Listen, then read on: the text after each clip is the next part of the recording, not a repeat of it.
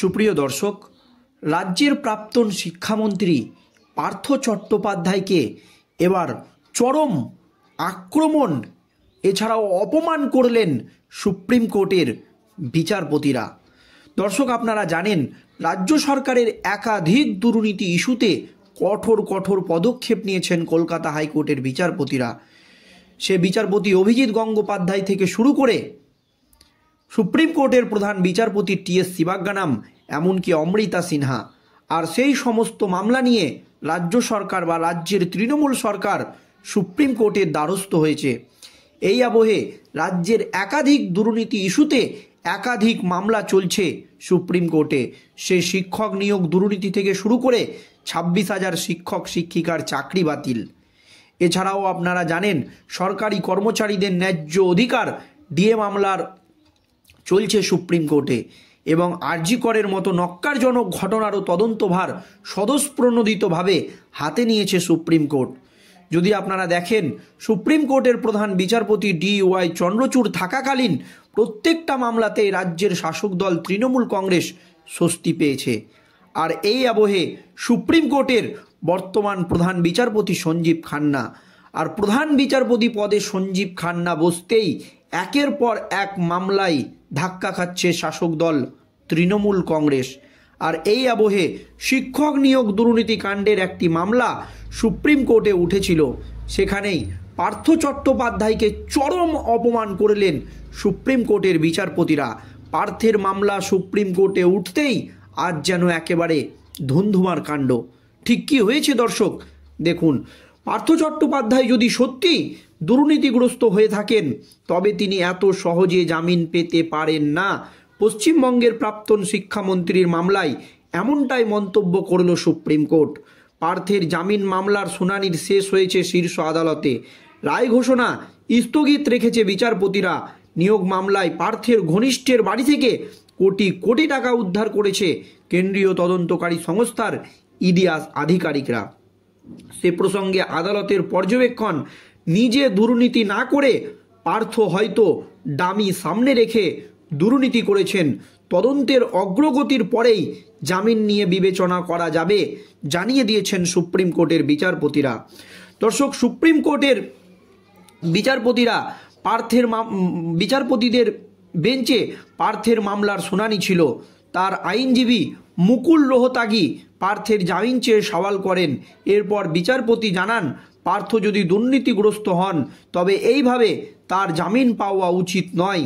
আদালতের যে সওয়াল জবাব চলেছে, কি সওয়াল জবাব চলেছে, পার্থের আইনজীবী কি জানিয়েছেন দেখুন। প্রথম সওয়াল জবাবে পার্থের আইনজীবী রোহতাগি নিয়োগ মামলায় যাদের গ্রেপ্তার করা হয়েছে তারা প্রায় প্রত্যেকেই জামিন পেয়ে গিয়েছেন। আমার মক্কেল 2 বছরের বেশি সময় ধরে জেলে আছেন, তিনি অসুস্থ, কোর্টেও অসুস্থ হয়ে পড়ে গিয়েছেন, এমনই জানান পার্থের আইনজীবী। এরপরই সুপ্রিম কোর্টের বিচারপতি জানান, এই মামলায় বাকিরা জামিন পেতেই পারেন, তারা তো কেউ আর মন্ত্রী নয়। আপনার মক্কেল শিক্ষামন্ত্রী ছিলেন, তিনি যদি দুর্নীতিগ্রস্ত হন সমাজে আমরা কি বার্তা দেব? একজন দুর্নীতিগ্রস্ত ব্যক্তি কি এইভাবে জামিন পেতে পারেন? তিনি একজন শিক্ষামন্ত্রী, তিনি দুর্নীতির সঙ্গে জড়িত, আর যারা জামিন পেয়েছে তারা তো শিক্ষামন্ত্রী নন। এই মন্তব্য সুপ্রিম কোর্টের বিচারপতির। এরপরই তারা বলেন, সবাই তো শিক্ষামন্ত্রী নন, দিকে দেখুন আপনার মক্কেলের বাড়ি থেকে কোটি টাকা উদ্ধার হয়েছে। এরপরই পার্থের আইনজীবী বলেন, আমার মক্কেলের নয়, তার ঘনিষ্ঠের বাড়ি থেকে টাকা উদ্ধার হয়েছে, পার্থ তার দায় নেবে না। এরপরই বিচারপতি বলেন, দুজনের বিরুদ্ধে যৌথভাবে সম্পত্তি কেনার অভিযোগ রয়েছে। মন্ত্রীর পিয়ের বাড়ি থেকে বিপুল টাকা উদ্ধার হলে মন্ত্রী কি তার দায় এড়াতে পারেন? এই প্রশ্ন তুলে দেন সুপ্রিম কোর্টের বিচারপতি। এরপরই আবারও পর্যবেক্ষণ বিচারপতির, মন্ত্রী হয়ে পার্থ নিশ্চয় নিজের বিরুদ্ধে তদন্তের নির্দেশ দিতেন না, তাই হয়তো দামি ব্যক্তিকে সামনে রেখে তিনি দুর্নীতি করেছেন। তার পরিচিতি বা ঘনিষ্ঠের বাড়ি থেকে টাকা উদ্ধার হয়েছে, এই অবস্থায় ওকে জামিন দিলে তদন্তের ক্ষতিগ্রস্ত হবে বলে জানিয়ে দেন সুপ্রিম কোর্টের বিচারপতিরা। এরপরই বিচারপতি কান্ত, ঘুষের টাকা না হলে ওভাবে এত টাকা কেউ বাড়িতে রাখেন?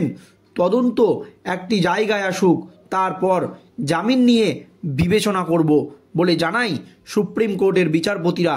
এরপরই পার্থের আইনজীবী বলা হচ্ছে মন্ত্রীর নির্দেশেই সব হয়েছে, কিন্তু পর্ষদ তো একটি স্বাধীন সংস্থা, তার দায় এড়াতে পারেন না। এই মামলায় জামিন পেলেই আমার মক্কেল জেল থেকে বেরিয়ে যাবেন না। অন্য মামলা তার বিরুদ্ধে রয়েছে, ইডি জানাক ট্রায়াল কী অবস্থায় রয়েছে। এরপরই সুপ্রিম কোর্টের বিচারপতি বলেন, আপনি যা বলছেন সেগুলি ট্রায়াল কোর্টের বিষয়। উল্লেখ্য, 2022 সালের পার্থের ঘনিষ্ঠ অর্পিতা মুখোপাধ্যায়ের বাড়ি থেকে 50 কোটি টাকার বেশি নগদ উদ্ধার হয়েছিল। অর্পিতার পাশাপাশি পার্থকেও গ্রেপ্তার করা হয়। সেই থেকে জেলে রয়েছে রাজ্যের প্রাক্তন শিক্ষামন্ত্রী। কেন্দ্রীয় সংস্থার দাবি, নিয়োগ মামলায় দুর্নীতির অন্যতম মূল চক্রী পার্থ। সম্প্রতি অর্পিতা জামিন পেয়ে বাড়ি ফিরেছেন, কিন্তু পার্থের জামিন এখনও মঞ্জুর হয়নি। ইডি মামলায় জামিন চেয়ে শীর্ষ আদালতের দ্বারস্থ হয়েছেন পার্থ। বুধবার মামলার শুনানি শেষ হয়েছে। রায় ঘোষণা স্থগিত রেখেছেন সুপ্রিম কোর্টের বিচারপতিরা। আর এই আবহে পার্থের জামিন চেয়ে সুপ্রিম কোর্টের দ্বারস্থ হয়েছিল পার্থের আইনজীবী। আর এই মামলায় সুপ্রিম কোর্টের বিচারপতিরা পরিষ্কার জানিয়েছেন যে এই মামলায় বাকিরা জামিন পেতেই পারেন, তারা সাধারণ ব্যক্তি, তারা তো কেউ আর শিক্ষামন্ত্রী নন। পার্থের আইনজীবীকে সুপ্রিম কোর্টের বিচারপতি বলেন, আপনার মক্কেল শিক্ষামন্ত্রী ছিলেন, তিনি যদি দুর্নীতিগ্রস্ত একজন ব্যক্তি হন, সমাজে আমরা কি বার্তা দেব? একজন দুর্নীতিগ্রস্ত ব্যক্তি কি এইভাবে জামিন পেতে পারেন? সবাই তো শিক্ষামন্ত্রী নন। নিজের দিকে দেখুন, আপনার মক্কেলের বাড়ি থেকে কোটি কোটি নগদ টাকা উদ্ধার হয়েছে। তারপর পার্থের আইনজীবী বলেন, ঘনিষ্ঠের বাড়ি থেকে টাকা উদ্ধার হলে তার দায় পার্থের নয়। এরপরই দুজনের বিরুদ্ধে যৌথ সম্পত্তি কেনার অভিযোগ রয়েছে। মন্ত্রীর পিয়ের বাড়ি থেকে বিপুল টাকা উদ্ধার হলে মন্ত্রী তার দায় এড়াতে পারেন না, পরিষ্কার জানিয়ে দেন সুপ্রিম কোর্টের বিচারপতি। এবং পার্থের আইনজীবীকে তিনি বলেন, তারা জামিন পেয়েছে ঠিক আছে, কিন্তু একজন শিক্ষামন্ত্রীর বাড়ি থেকে যদি এইভাবে কোটি কোটি টাকা উদ্ধার হয় বা তার পিয়ের বাড়ি থেকে, তাহলে সমাজে কি বার্তা যাবে একবার ভেবে দেখুন।